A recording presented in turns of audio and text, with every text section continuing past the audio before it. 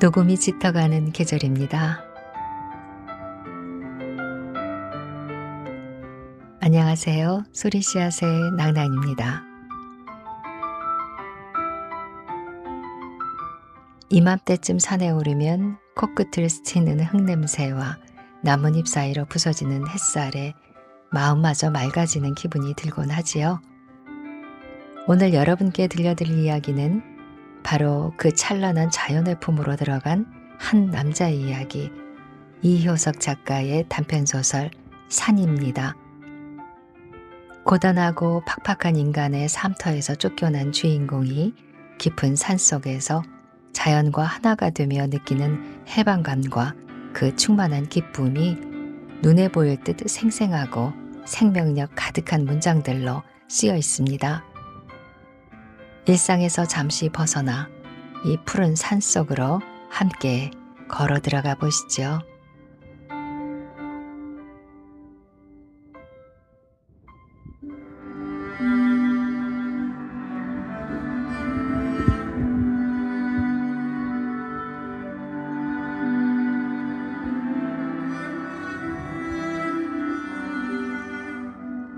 산.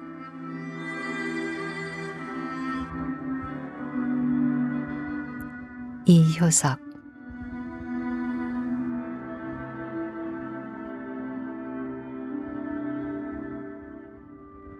나무하던 손을 쉬고 중실은 발밑에 깨금나무 포기를 들쳤다. 지천으로 떨어지는 깨금알이 손안에 오르르 들었다. 익을 대로 익은 제철의 열매가 어금니 사이에서 오도독 두 쪽으로 갈라졌다. 돌을 집어 던지면 깨금알같이 오도독 깨어질 듯한 맑은 하늘. 물고기 등같이 푸르다. 높게 뜬 조각구름대가 해변에 뿌려진 조개 껍질같이 유난스럽게도 한편에 옹졸봉졸 몰려들 있다. 높은 산등이라 하늘이 가까우련만 마을에서 볼 때와 일반으로 멀다. 9마일일까 10마일일까?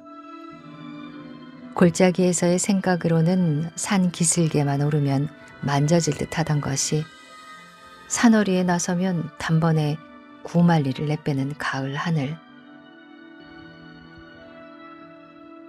산속의 아침나절은 졸고 있는 짐승같이 막막은하나 숨결이 은근하다. 휘어탄 산등은 누워있는 황소의 등허리요. 바람결도 없는데 쉴 새 없이 파르르 나부끼는 사시나무 잎새는 산의 숨소리다. 첫눈에 띄는 하얗게 분장한 자작나무는 산속의 일색.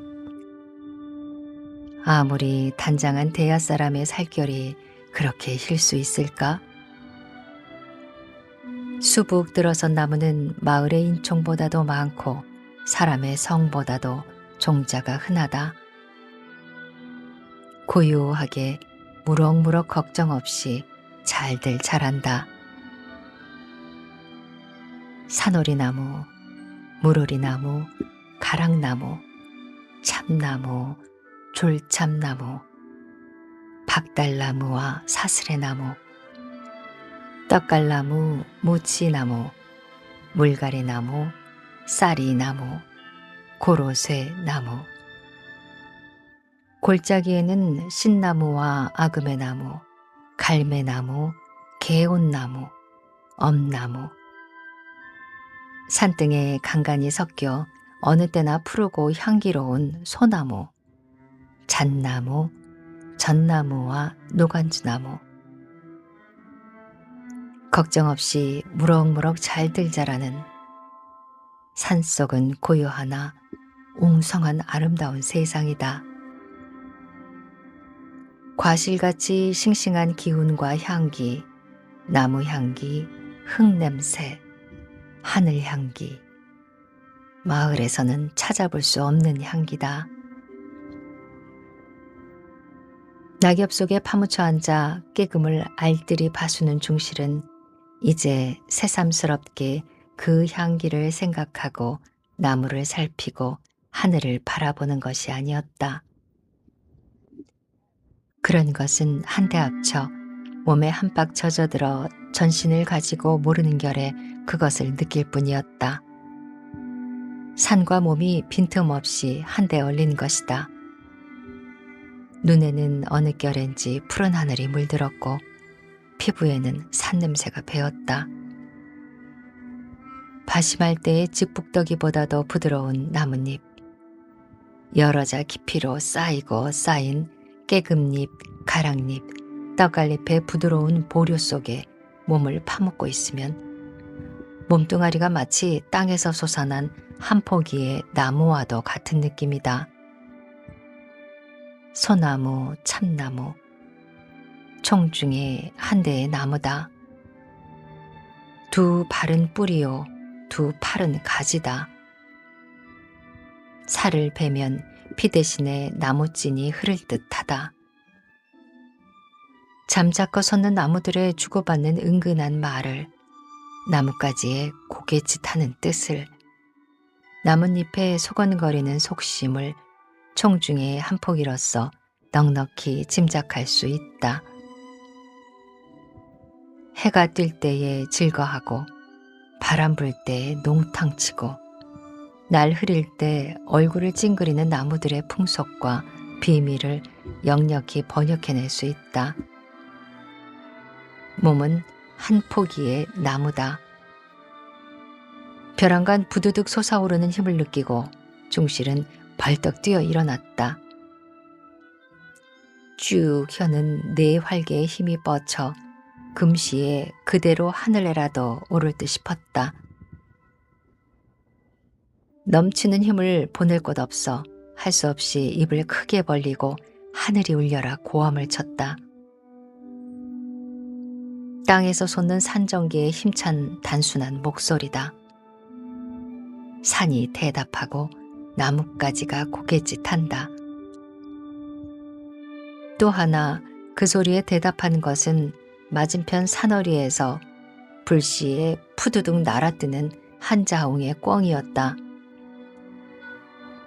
살찐 까투리에 꽁지를 물고 나는 장기의 오색 날개가 맑은 하늘에 찬란하게 빛났다. 살찐 꿩을 보고 중실은 문득 배가 허출함을 깨달았다. 아래편 골짜기 개울 옆에 간직해둔 노루고기와 가랑잎새에 싸둔 개꿀이 있음을 생각하고 다시 낫을 집어들었다. 첫 참때까지에는 한 점은 채워놓아야 파장되기 전에 읍내에 다다르겠고 팔아가지고는 어둡기 전에 다시 산으로 돌아와야 할 것이다. 한참 쉰 뒤라 팔에는 기운이 남았다. 버스럭거리는 나뭇잎 소리가 품 안에 요란하고 맑은 기운이 몸을 한바탕 몇 감긴 것 같다. 산은 마을보다 몇 곱절 살기가 좋은가? 산에 들어오기를 잘했다고 중실은 생각하였다. 세상에 머슴살이같이 이속적인 생업은 없다. 싸울래 싸운 것이 아니라 김영감 편에서 투정을 건 셈이다. 지금 와보면 처음부터 쫓아낼 의사였던 것이 확실하다. 중실은 머슴 산지 7년에 아무것도 준 것 없이 맨주먹으로 살던 집을 쫓겨났다. 원통은 하였으나 애통하지는 않았다. 해마다 사경을 또박또박 받아본 일 없다. 옷 한 벌 버젓하게 얻어 입은 적 없다. 명절에는 놀이할 돈도 푼푼이 없이 늘 개보름 쇠듯 하였다. 장가들이고 집 사고 살림을 내준다는 것도 헛소리였다. 첩을 건드렸다는 생뚱맞은 다짐이었으나 그것은 처음부터 개책한 억지요. 졸세게 등글게 따위에는 손댈 염도 없었던 것이다.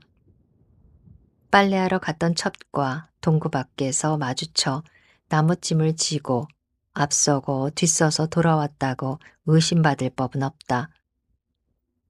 첩과 수상한 논팽이는 도리어 다른 곳에 있는 것을 애매한 중실에게 엉뚱한 분풀이가 돌아온 셈이었다. 가살스런 첩의 행실을 휘어잡지 못하고 늘 그 막판에 속 태우는 영감의 신세가 하기는 가엾기는 하다. 더욱 엉클어질 앞일을 생각하고 중실은 차라리 하직하고 나온 것이었다. 넓은 하늘 밑에서도 갈 곳이 없다. 제일 친한 곳이 늘 나무하러 가던 산이었다. 집북더기보다도 부드러운 두툼한 나뭇잎의 맛이 생각났다. 그 넓은 세상은 사람을 배반할 것 같지는 않았다. 빈지게만을 걸머지고 산으로 들어갔다. 그 속에서 얼마 동안이나 견딜 수 있을까가 한 시험도 되었다. 박중골에서도 올이나 들어간 마을과 사람과는 인연이 먼 산협이다. 산등이 펑퍼짐하고 양지 쪽에 해가 잘 쬐고 골짜기에 개울이 흐르고 개울가에 나무 열매가 지천으로 열려있는 곳이다.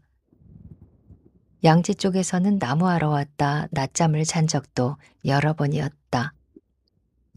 개울가에 불을 피우고 밭에서 뜯어온 옥수수 이삭을 구웠다.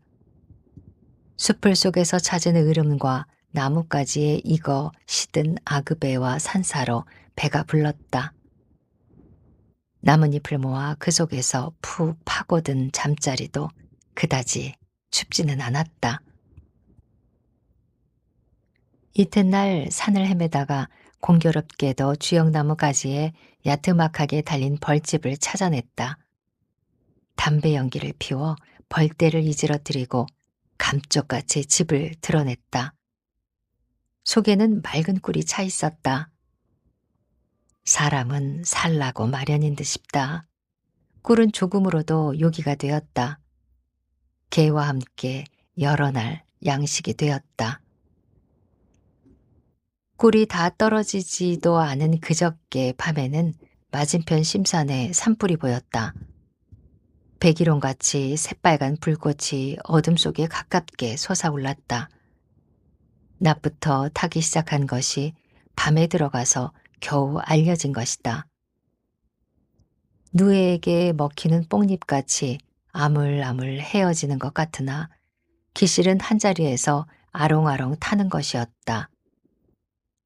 아귀의 혀끝같이 널름거리는 불꽃이 세상에도 아름다웠다.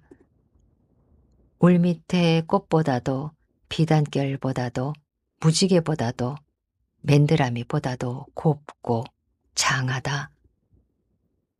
중실은 알 수 없이 신이 나서 몽둥이를 들고 산등을 따라 오르고 골짜기를 건너 불 붙는 곳으로 끌려 들어갔다. 가깝게 보이던 것과는 딴판으로 꽤 멀었다.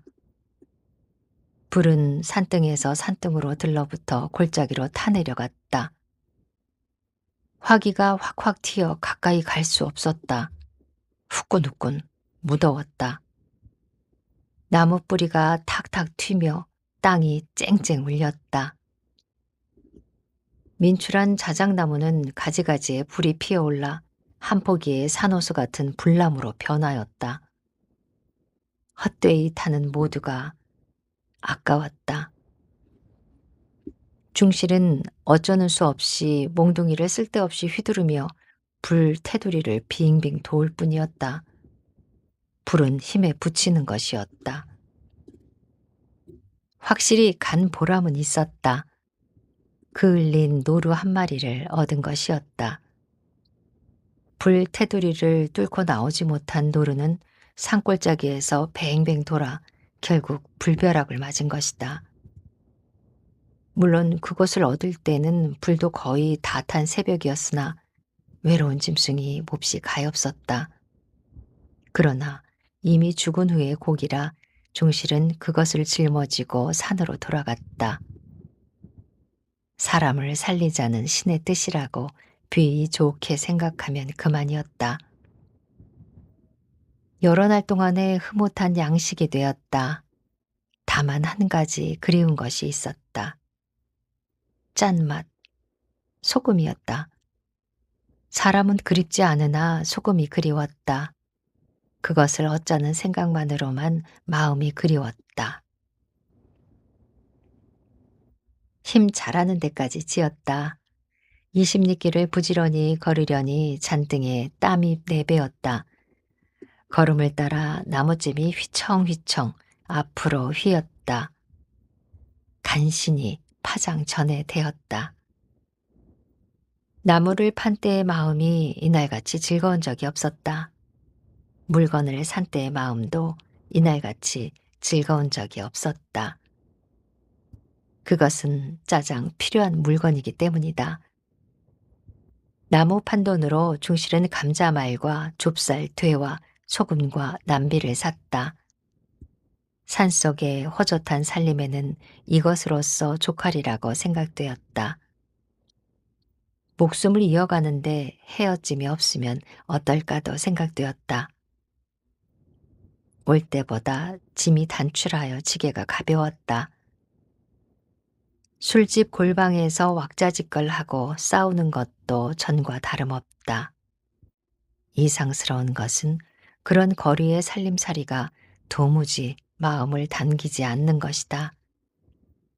앙상한 사람들의 얼굴이 그다지 그리운 것이 아니었다. 무슨 까닭으로 산이 이렇게도 그리울까? 편벽된 마음을 의심도 하여 보았다. 그러나 별로 이치도 없었다. 덮어놓고 양지 쪽이 좋고 자작나무가 눈에 들고 떡갈잎이 마음을 끄는 것이다. 평생 산에서 살도록 태어났는지도 모른다. 김영감의 그 의의 소식은 물어낼 필요도 없었으나 거리에서 만난 박서방 입에서 우연히 한 구절 얻어듣게 되었다.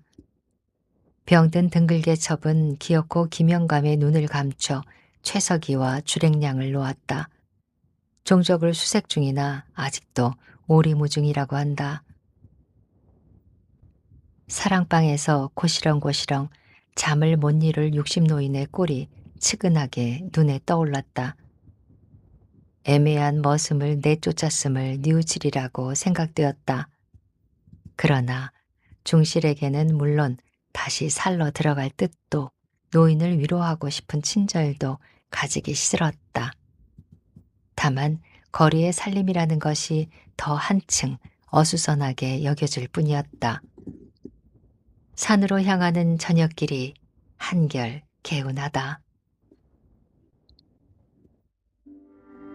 개울가에 남비를 갈고 서투른 솜씨로 지은 저녁을 마쳤을 때에는 밤이 저기 어두웠다. 깊은 하늘에 별이 총총 돋고 초생달이 나뭇가지를 올가미 지었다. 새들도 깃들이고 바람도 자고 개울물만이 쫄쫄쫄쫄 숨쉰다. 검은 산등은 잠든 황소다. 등걸불이 탁탁 튄다. 나뭇잎 타는 냄새가 몸을 휩싸며 구수하다. 불을 쬐며 담배를 피우니 몸이 훈훈하다. 더 바랄 것 없이 마음이 만족스럽다. 한 가지 욕심이 솟아올랐다. 밥 짓는 일이란 머슴에 할 일이 못 된다. 사내 자식은 역시 밭 갈고 나무하는 것이 옳은 것이다. 장가를 들려면 이웃집 용녀만한 색시는 없다. 용녀를 데려다 밥일을 맡길 수밖에 없다고 생각하였다. 용녀를 생각만 하여도 즐겁다. 공리가 차례차례로 솔솔 풀렸다. 굵은 나무를 베어다 껍질째 토막을 내 양지 쪽에 쌓아 올려 단간에 조촐한 오두막을 짓겠다. 펑퍼짐한 산허리를 일궈 밭을 만들고 봄부터 감자와 귀리를 갈 작정이다. 오랍들에 우리를 세우고 염소와 돼지와 닭을 칠 터. 산에서 누리를 산채로 붙들면 우리 속에 같이 기르고 용녀가 지비를 하는 동안에 밭을 가꾸고 나무를 할 것이며 아이를 낳으면 소같이 산같이 튼튼하게 자라렸다. 용녀가 만약 말을 안 들으면 밤중에 내려가 가만히 업어올걸. 한번 산에만 들어오면 별 수 없지. 불이 거의 아스라지고 물소리가 더 한층 맑다. 별들이 어지럽게 깜빡거린다. 달이 다른 나뭇가지에 걸렸다. 나머지 등걸부를 발로 비벼끄니 골짜기는 더 한층 막막하다. 어느 만 때인지 산속에서는 때도 분별할 수 없다. 자기가 이른지 늦은지도 모르면서 나무 밑 잠자리로 향하였다. 낯가리같이 두두룩하게 쌓인 낙엽 속에 몸을 송두리째 파묻고 얼굴만을 빠끔히 내놓았다. 몸이 차차 푸근하여 온다. 하늘의 별이 와르르 얼굴 위에 쏟아질 듯 싶게 가까웠다. 멀어졌다 한다. 별 하나, 나 하나. 별 둘, 나 둘. 별 셋, 나 셋. 세는 동안에 중실은 제 몸이 스스로 별이 됨을 느꼈다.